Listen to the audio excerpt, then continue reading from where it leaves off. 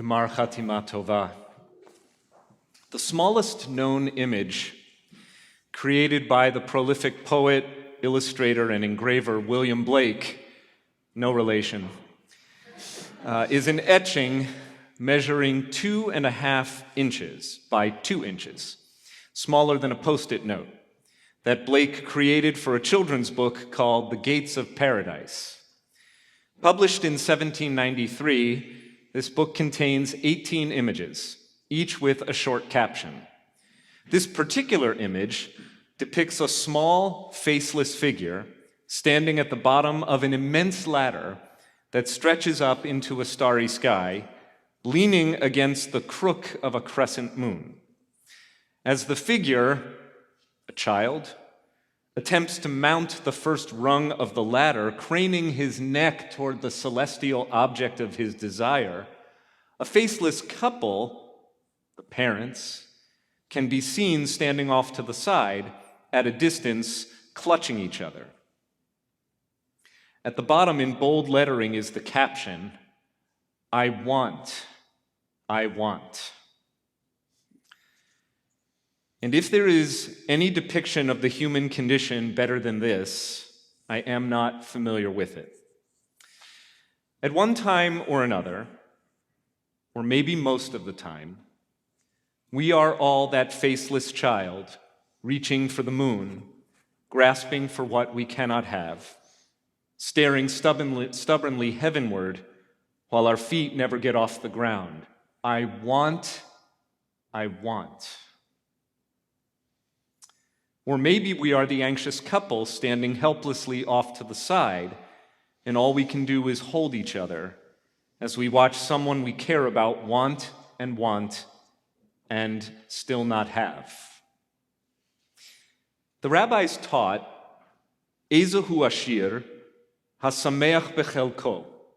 Who is rich? One who is happy with one's portion. Such a noble aspiration, so difficult to attain. At best, we are like the angels going up and down the ladder in Jacob's dream, hovering between contentment and complaint, 1 minute over the moon, the next jolted back down to earth. It could well be that happiness, fulfillment, that thing we're after, whatever that thing may be, to feel loved, to feel seen, to feel understood, to feel valued, to be of service, to have good health, to have better grades, to have a fitter body, to have what my neighbors have or what I think they must have, to have our loved ones know satisfaction and success and love and good health, and oh, by the way, could my daughter please just meet a nice Jewish boy? That whatever we're after, even when we attain a piece of it, even when we do grasp a corner of the moon, that even then, the happiness such attainment confers proves ephemeral. And sure enough, sooner or later we lose our grip and we wind right up back at, I want, I want. Satisfaction is rare. Want is universal. Perhaps my perspective has been unduly shaped by COVID and our turbulent state of public affairs. It seems more likely that COVID and the prickly present moment have combined to amplify our already disconsolate state of mind, but cannot be blamed for its root cause, which is, simply put, the human condition. That is to say, we do not suffer because of pandemic disease or high inflation or climate change or partisan rancor, but rather because we are human. Like generations of readers, I take solace in the words of the 23rd Psalm, which begins, Adonai roi lo echsar, the Lord is my shepherd, I shall not want, and which includes some of the most indelible images of tranquility and contentment in all literature. Yea, though I walk through the valley of the shadow of death, I shall fear no evil, and my cup runneth over. But all is summarized by the two Hebrew words which lay out the theme of the poem, lo echsar, I shall not want, or more faithfully translated, I lack nothing. Another way to define suffering, then, is the perception of lack. And another way to define happiness is, permit me an awkward phrase, the lack of lack.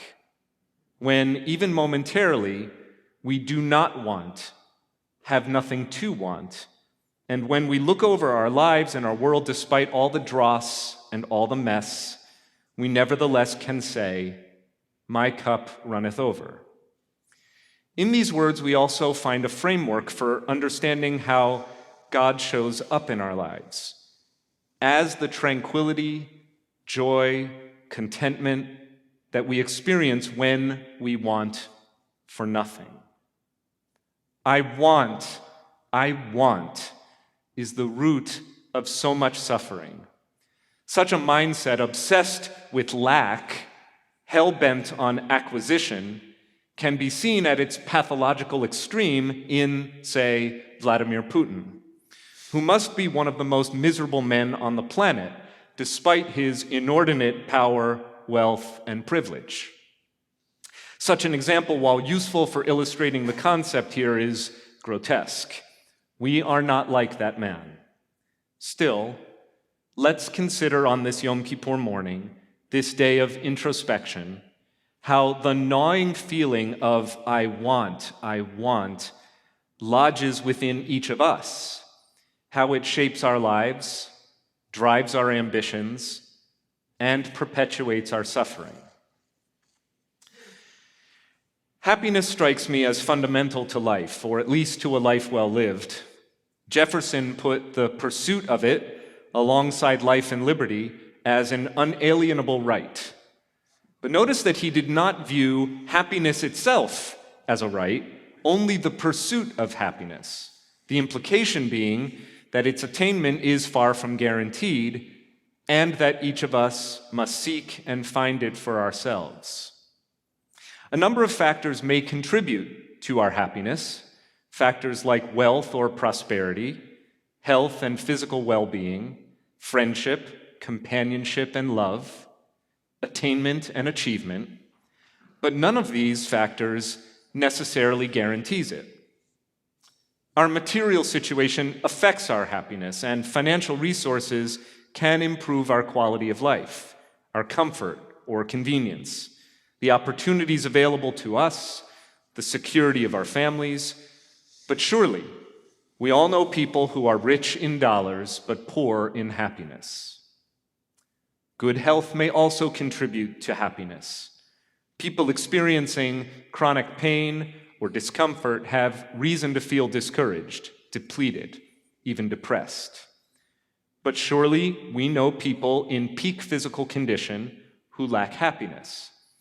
And surely we know people who are frail or sick and who nevertheless never cease to surprise us with their positive outlook and joyful way in the world. Good friendships, meaningful relationships often correlate with happiness. The Torah speaks true when it says, "It is not good for a person to be alone." Few forms of suffering are more painful or more universal than loneliness. Companionship, friendship, partnership, love. These add richness, beauty, and joy to life. And at the same time, we all know people who are finding contentment in their own company, as well as people who have deep and lasting relationships, but who nevertheless are in an inner state of suffering. We also often assume that achievement leads to fulfillment. Explicitly and implicitly, we teach our children the virtues of setting goals, achieving outcomes.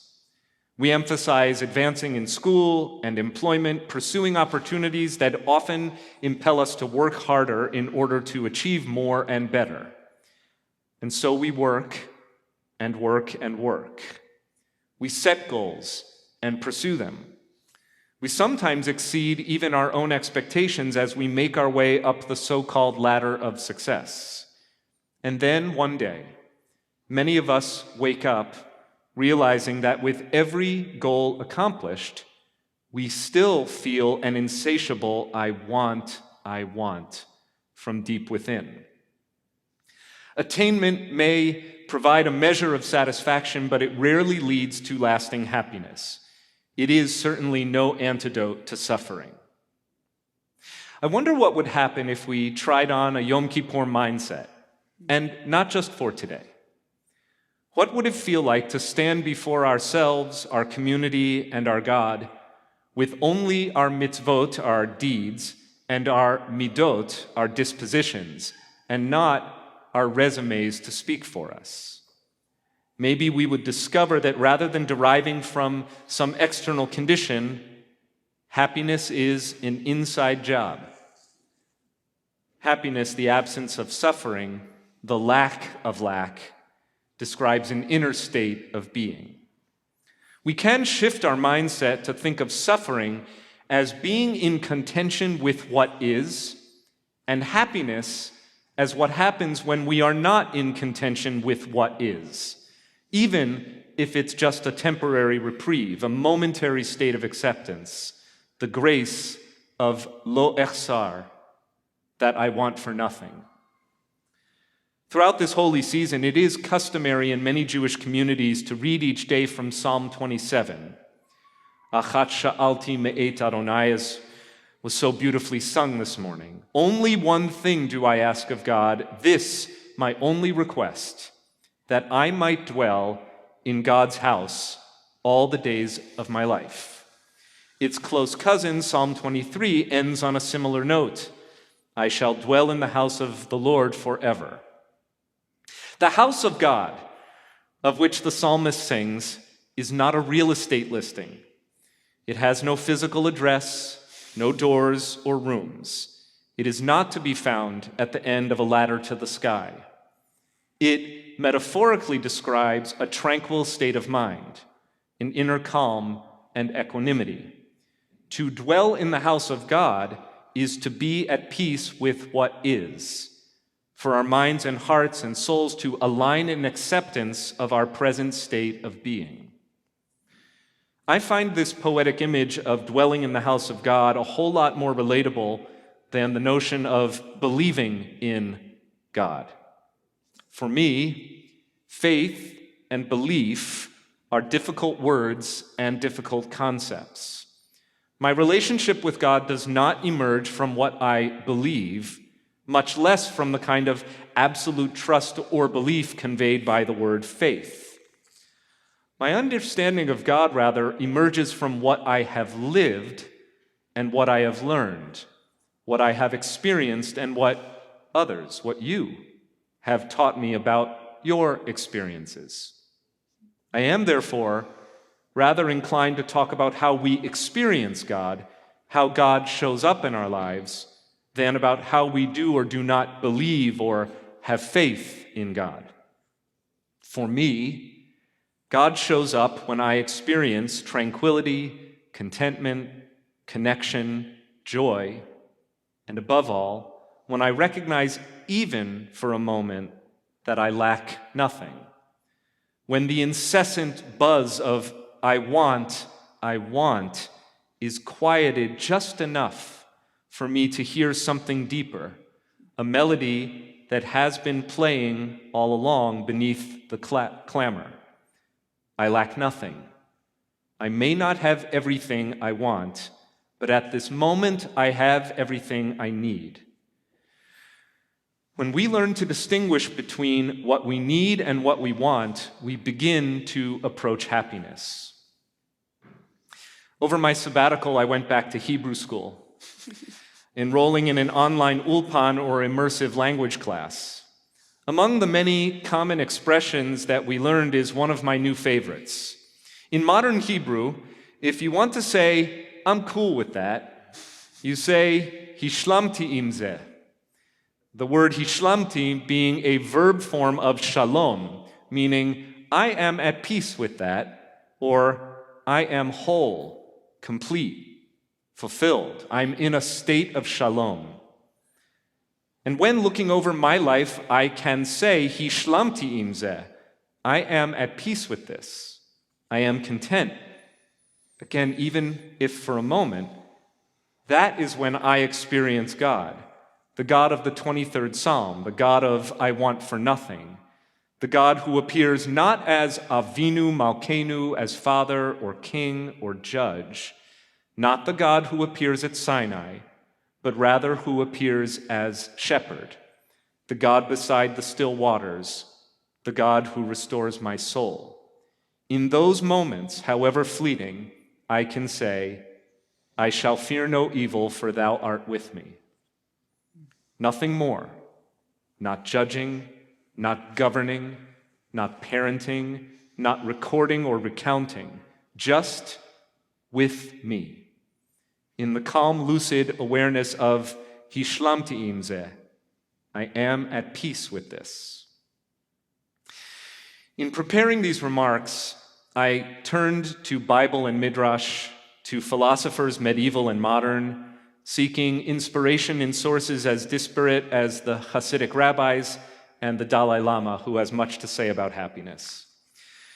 But in truth, I found no better teachers than my twin nephew and niece, Jacob and Shira, who will turn 11 later this month. Jakey and Shira are my sister Rebecca's younger kids. She also has Samson, who celebrated becoming bar mitzvah over Labor Day weekend, and he was awesome. Samson is what we call neurotypical. Jakey and Shira were born with cerebral palsy. Cerebral palsy, or CP, is the most common childhood motor disability, affecting somewhere between 1 and 4 children out of every 1,000. It is believed to be caused by abnormal brain development or damage to the developing brain that affects the control of one's muscles. While CP always affects one's ability to move and maintain balance and posture, the diagnosis actually encompasses a wide spectrum of disorders. Many children with CP will learn to walk, talk, attend mainstream schools, and go on to lead lives that most of us would think of as normal. When Jakey and Shira were very little, we would dream that one day they too would grow up with such abilities and opportunities. But here they are, almost 11, and they cannot walk on their own. They get around in wheelchairs pushed by others. They cannot speak, with words that is. They cannot feed or dress or toilet themselves. Because of their growing needs as they approach adolescence and following extensive and at times agonizing conversations and considerations, our family helped Jakey and Shira to move this summer to a residential community upstate that provides extensive services to people with developmental disabilities. By all accounts, they are very happy there. And no surprise, the amazing staff of caretakers, educators, and therapeutic professionals all fell in love with them instantly. I am, truth be told, hard-pressed to think of a time when these two children haven't been content. Sure, they have their moments. Jakey gets anxious meeting new people. And Shira, who likes to be the center of attention, makes it known when she is not getting enough. But so far as I can tell, Jakey and Shira might be two of the happiest people I know. They love music and stuffed animals. They love French fries and pizza and afternoons at the pool. They love hugs and silliness. Shira in particular loves it when Aunt Kelly sings to her. They have a big brother who adores them and loves playing with them. My sister, together with Jakey and Shira's father, the kid's stepfather, and Grammy and Poppy, my parents, have all been wellsprings of boundless support, love, and connection. And they have in each other a best friend, playmate, and constant companion. You'll often find them just giggling or holding hands. And still, many people, most people, see only what Jakey and Shira lack and miss seeing what they have. They miss seeing how much delight they have and bring to others. internally resourced happiness, without dilution or complication, a rare and precious shalom. And I think the reason they are so happy and have so much to teach us about happiness is because, unlike most of us, they perceive no lack in their lives. Nothing is missing from their point of view. Without words, but with their innermost being, I imagine that Shira and Jakey are telling us, Lo echsar, I want for nothing. I have food and clothing, a warm bed, a safe home. I have a family that loves me and people who care for my every need. I have my best friend by my side.